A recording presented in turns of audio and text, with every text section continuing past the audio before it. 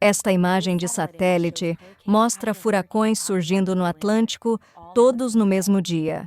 Tempestades como essas estão se tornando mais intensas, úmidas e caras. Mas o que está causando essa escalada? E há como reverter isso? 2020 foi a temporada de furacões mais ativa já registrada no Atlântico, com 30 sistemas nomeados. E em 2021, as tempestades começaram a se formar antes mesmo do início oficial da temporada. O furacão Ida atingiu a Louisiana exatamente 16 anos após o Katrina. Foi uma das tempestades mais poderosas a atingir o Zichron-Iroda, com ventos de 240 km por hora e mais de 2 metros de maré de tempestade. Esses ventos estão ocorrendo. Ida foi um furacão de categoria 4 na escala Saffir-Simpson, nomeada em homenagem ao engenheiro e meteorologista que a desenvolveu na década de 70. A escala mede a intensidade de uma tempestade de 1 a 5, com base na velocidade do vento. Furacões de categoria 4 têm ventos entre 209 e 251 km por hora. E os de categoria 5 têm ventos de 252 km por hora ou mais.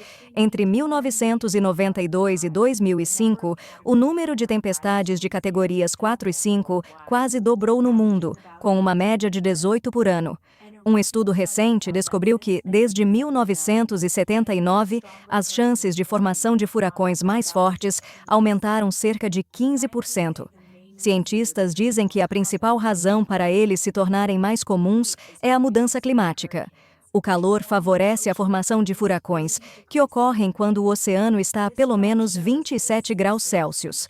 Este gráfico mostra que, à medida que a temperatura da superfície do mar aumenta, também aumenta a potência dessas tempestades, medida por força, duração e frequência. À medida que o vento passa sobre a superfície do oceano, a água quente evapora, esfria e condensa de volta em gotículas de água. Na atmosfera, isso se transforma em grandes nuvens tempestuosas. O ar quente continua subindo e é puxado para dentro das nuvens. Os ventos começam a girar em torno do centro da formação.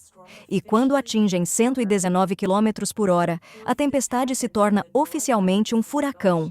Embora, se isso acontecer no noroeste do Oceano Pacífico, eles sejam chamados de tufões. E se isso ocorrer no sul do Pacífico ou no Oceano Índico, são chamados de ciclones. Somente no leste do Pacífico ou no Atlântico, eles são chamados de furacões.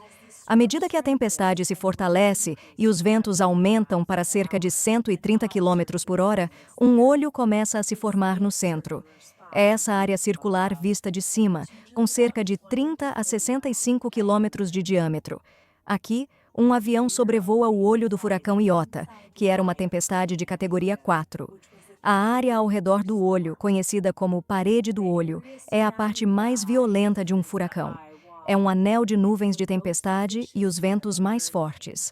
No Atlântico, a temporada de furacões começa oficialmente em 1º de junho, mas nos 6 anos anteriores a 2021, tempestades se formaram antes disso.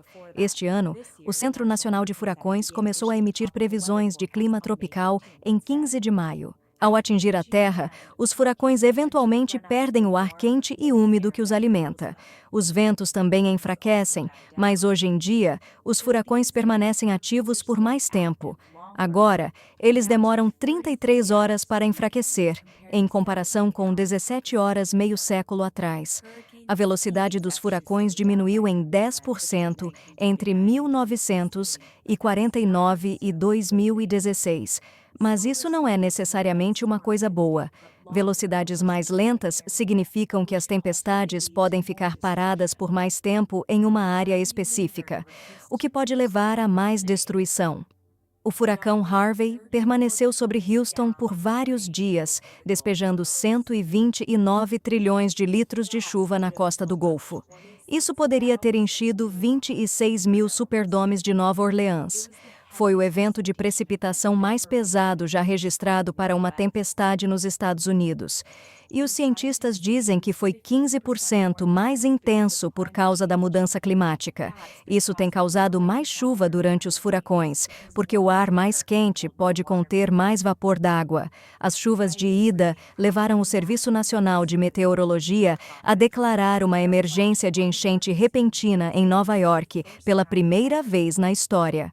Em poucas horas, caiu mais chuva na cidade do que San José, na Califórnia, recebeu durante todo o último ano. Ida também trouxe tornados, raramente vistos no Nordeste, demonstrando como, mesmo enfraquecidos, os restos dos furacões podem continuar sendo desastrosos. Atualmente, os Estados Unidos, a China e as Filipinas veem a maioria dessas tempestades perigosas, seguidos por México, Japão e Cuba. Mas os furacões também parecem estar atingindo sua força máxima em latitudes mais distantes do que antes.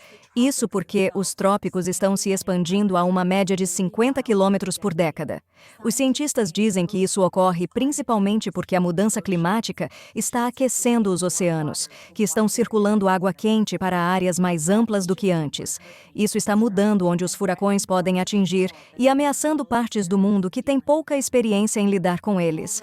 Atualmente, quase 1,2 milhões de americanos vivem em condados com risco de danos substanciais por furacões.